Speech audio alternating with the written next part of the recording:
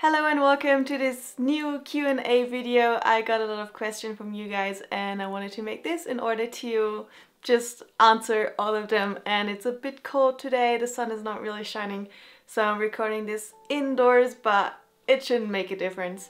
Let's just start with the first question, shall we? What is your main source of income, job, career? Well, I do a little bit of everything really. I am a food photographer, so brands or restaurants pay me to take pictures for their websites or their social media, just whatever they need it for. And then I also try to make a living with social media. So the social media is nice because then you can just like travel or go around, be here in nature like we are right now in Austria, and you can still make a living. And I started YouTube, but right now I'm not getting paid for that. It's just because I love to do it and to share my thoughts, to share my recipes, make the world maybe a little bit healthier. So yeah, I really want to get into social media because then I can travel the world and just make a living out of that. Like, I don't need that much. I don't want like the super big amount of money. I just want to live and do what I like, and right now it's really doing YouTube, taking photos of really nice vegan food, but I also love to take pictures of other people, of other, like for other restaurants. So yeah, that's it. Food photography and social media. How long have you been vegan for? I've been vegan for over 2 years now. I turned vegan in February, so it's now, what is it, February, March, April, May, June, July, like 2 years and 5 months now. Have you ever taken part in any activism marches or anything? No, not really. Like, I've never been on the street or just standing there like anonymous for the voiceless or anything.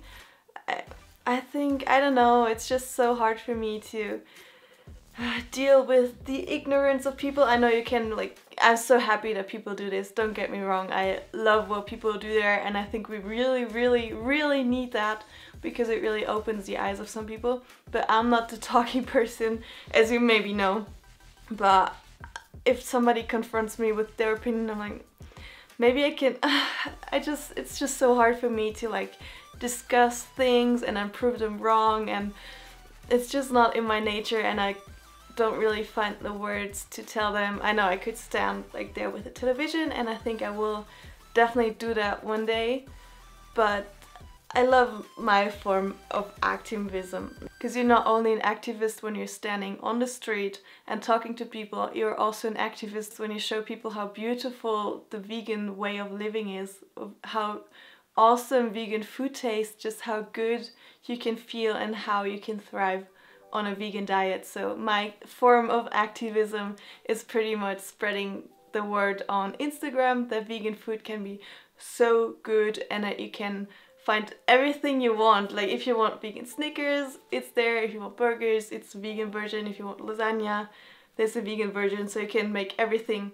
vegan, and that's my job.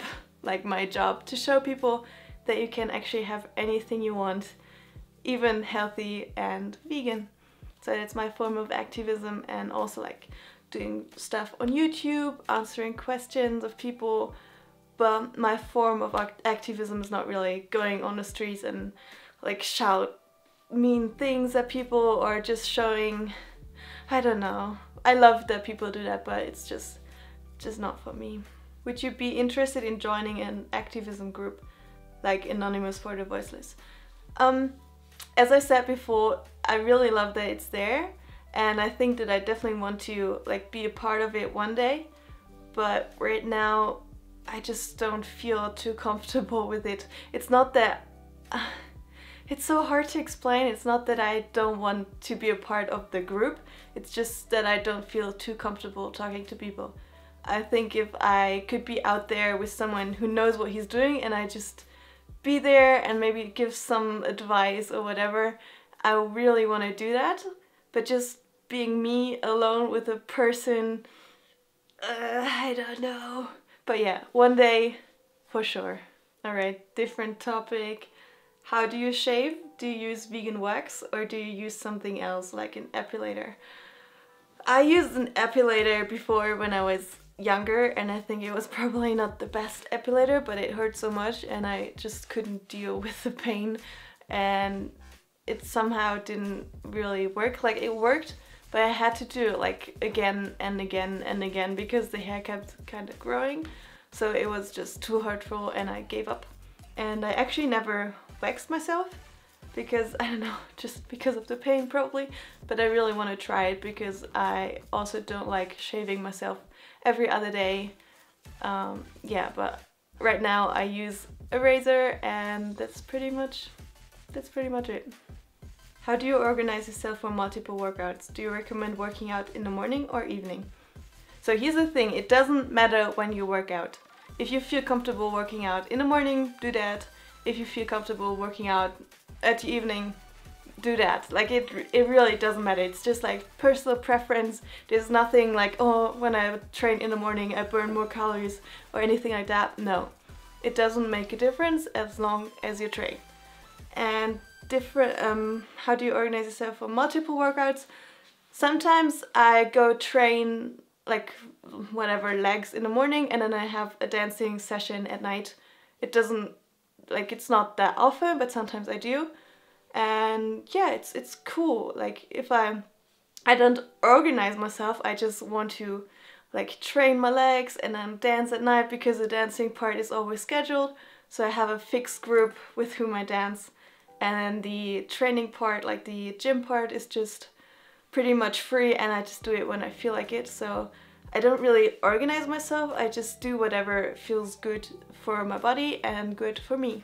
But if you want to organize yourself, I would suggest not training the same parts like all over. If you go for like a super exhausting hike in the morning, which is pretty much legs, don't train legs at night, only if you feel like it, really.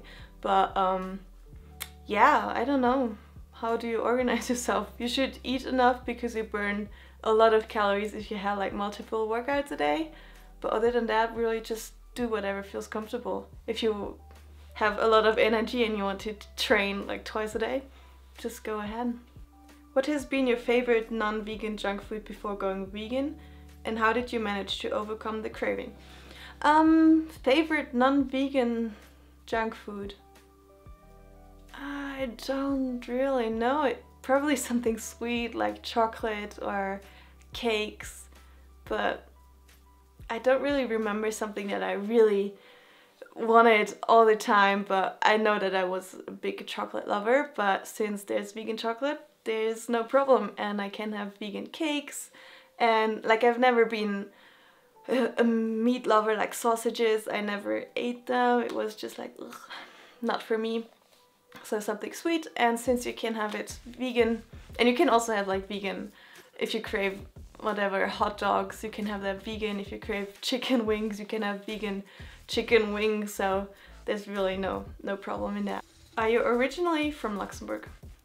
Yes and no. I was born in the Netherlands. My dad is Dutch, my mom is German, and when I was 2 we moved from the Netherlands to Luxembourg. So I pretty much grew up there and I know the language. I went to school there, I had a lot of friends there, so I pretty much lived my whole life there because I can't really remember the time between I was born and I was 2. So technically, yes, but I don't really feel like a Luxembourgish person. I don't feel like any person really. I'm just me, and I'm a child from Mother Nature, and I can live wherever I want. How much fruit can you eat a day? There's no limit. Like, really, there's no limit. You can eat as much fruit as you want, and there's not too much sugar in fruit because fruit is basically like 90–95% water, and the rest is fiber, a little bit of like fructose and vitamins, so you can eat as much fruit as you want. Don't worry about the sugar. It's even super healthy to eat a lot of fruit because you get hydrated, you get all the vitamins, you get all the benefits, the antioxidants. Blueberries are highest in antioxidants, except for like some exceptions, but blueberries are the ones that you can get super easy. So eat as much fruit as you want. So the highest risk in getting diseases is not eating enough fruit. So just go ahead and eat a lot of fruit. And there are also some fruitarians out there who pretty much only eat fruit and some veg. So you're not gonna die. You're not gonna die of protein deficiency or anything, because even fruit has some protein to some extent. Do you ever feel like you get hungry faster on a vegan diet? Could you give any tips on how often one should be eating and how much? So how much should you eat on a vegan diet? You should eat as much as on any diet. If you want to be super correct, you could calculate how much you burn like through exercise and just in general, and then see how much you need to take in like by eating. And it varies from person to person. If you're a person who does a workout like twice a day, obviously you need to eat more. If you have more muscles, you need to eat more. If you're like men need to eat more than women do. So it really differs from person to person. So I can't really tell you how much you should be eating, because you need to know how much you should be eating, because I don't know if you train a lot or if you are small or tall or whatever. So what I do is I do intuitive eating, so I kind of know how many calories there are in foods, and then also I listen to my body. And because I'm not eating that much junk food or that much sugar, my body's not like, oh, give me more sugar, give me more salt. No, my body knows what nutrients it needs, and it tells me pretty much, like there's some exceptions of course, but it pretty much knows what it needs, and it tells me that through hunger. And sometimes I know that I'm just craving something, or I also know when I'm legitimately hungry. So just try to eat cleaner food, and then your body tells you what it needs. And do I ever feel like you get hungry faster on a vegan diet? It really depends, because when you eat a lot of fruit, of course it gets through your digestive system so much quicker, because it's like 90–95% water. But if you eat like oats or something, it keeps me full for such a long time. If I have oats for breakfast, I don't need to eat lunch pretty much, because it's just sitting there and giving me a lot of energy, so I don't need to eat that much. But yeah, of course, on some days I'm so hungry. For example, when I had a heavy lower body training, I can't stop eating. I just want more and more and more.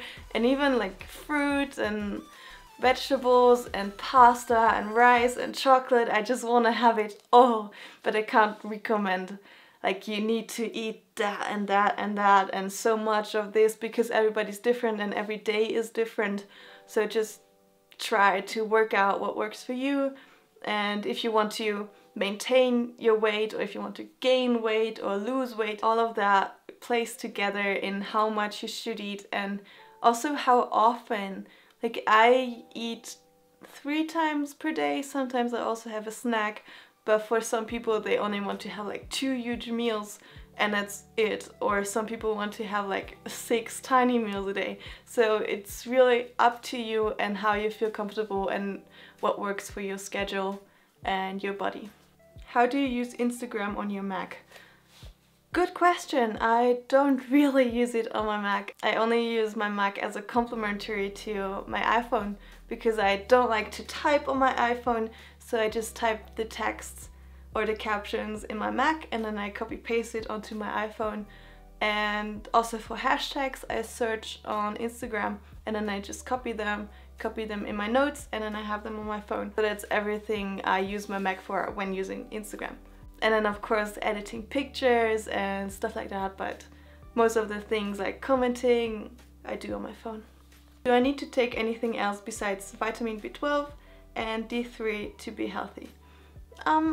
No, I don't think so. Like vitamin B12 is really crucial for your nervous system health, and I think everybody should take it, because we live in a sterilized world where everything is washed and clean, so you don't get the bacteria, because vitamin B12 is actually formed by bacteria.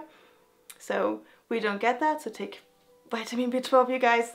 And D3 is not a vitamin, but it's something that's produced inside of our bodies when the sun hits our skin. So we only get D3, we say vitamin D3, in the summer or when we're exposed to sun. So I also supplement it in the winter. And then anything else, most of the things our body is able to produce ourselves, but because we live in a Western world with a lot of oils and fat and fried foods, we do get a lot more omega-6 than we should. Because the optimal ratio would be 1:1, like 1 omega-6 and 1 omega-3. But right now, if we have like sunflower oil, it's like, I think it was like 112:1. And it's not good because it can make you sick. So if you want to be super healthy and thrive, you should lower the intake of your oil and lower the intake of processed foods, because there's just too much omega-6 in there, and take some omega-3s. There's some tablets which you could take, or you could also eat a lot of chia seeds and flax seeds, where the ratio of omega-3 to omega-6 is far better, and it really helps to stabilize that. So if you want to, besides vitamin B12 and D3, you can also add 1 tablespoon of flax seeds a day. Where did you get Kiwi from? We got Kiwi from, well, it's a German platform, eBay Kleinanzeigen, and it's super weird because I never thought you could actually get dogs on there. But she's from a family, and I don't know if they didn't have time for her, or they didn't want her, or it was a bit weird, but we went to the family and we saw her, and she was like this little crazy furball, biting and just scratching, being super happy, and I immediately fell in love because she was so cute. And yeah, we got her from the internet, from like private people in Germany. You have to be super careful when you get dogs or animals in general from the internet, because like we live in Berlin and Poland is super close, so there are people from Poland who breed dogs like to the extent where they're just not healthy. I'm not saying that's only Poland, I'm sure it's also in Germany and just like everywhere. And yeah, the dogs are not healthy, they bring them here, sell them from their car, and then yeah, the puppies pretty much die super early because they have all those diseases and are not vaccinated. And the moms, they're like breeding machines. They don't get a pause, they just like keep going, and yeah, just be super careful. Make sure that you can visit the dogs first, and then you're good to go, I guess. Can you imagine yourself living somewhere else than Berlin? Maybe a different country also? Yes, of course. I've lived in the Netherlands, I lived in Luxembourg, I lived in Berlin, I lived in Sydney. So yes, I can definitely imagine myself living somewhere else, even not in Germany. And we've actually talked about that quite a lot, like with Ferdinand. And Berlin is nice for now, but we see some downsides living in a big city. We want the nature, and we want preferably to live somewhere where they speak English, because then we can just improve our English. So yeah, I think in the next couple of years we're definitely gonna move. Not sure where, because we still have to find that perfect place, because we want it to be warm, but with nature, English speaking, not too expensive. So it's quite a hustle to find that, but I'm sure we will. And yeah, then you will just see our journey and see where it goes. But for now we live in Berlin, and I think it's still nice there, and we just want to travel a little bit and see where else it's super nice. Where did the name Scorpionmind came from?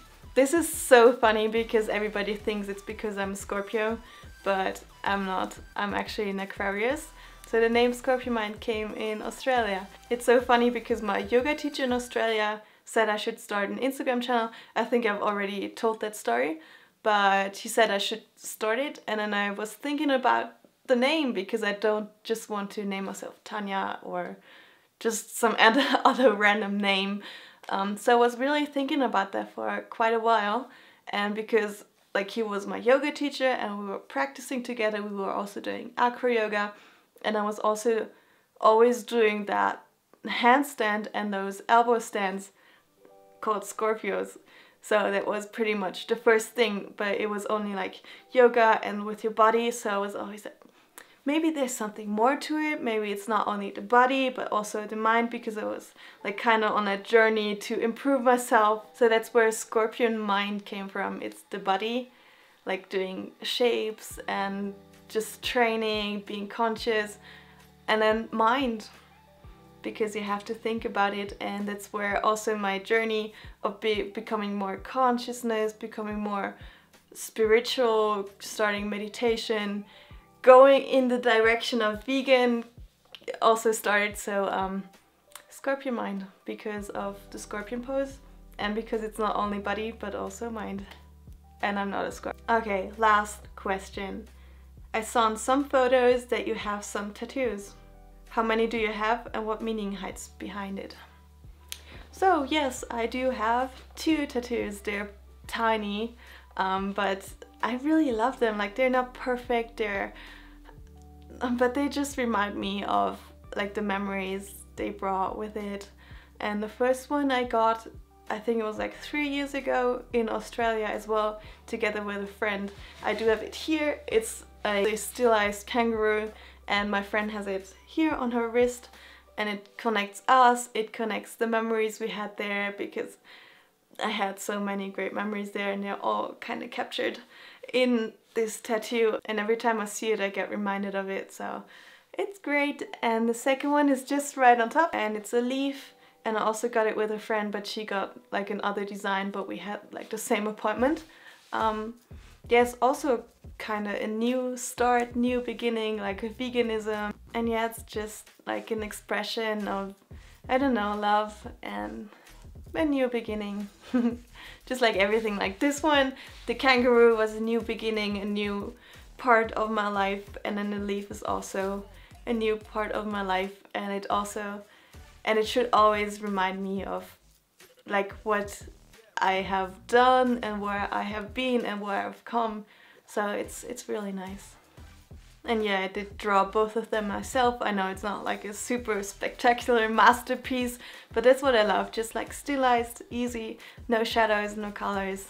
And is it gonna be the last one? I'm not sure. Right now there's nothing more planned, but you never know, right?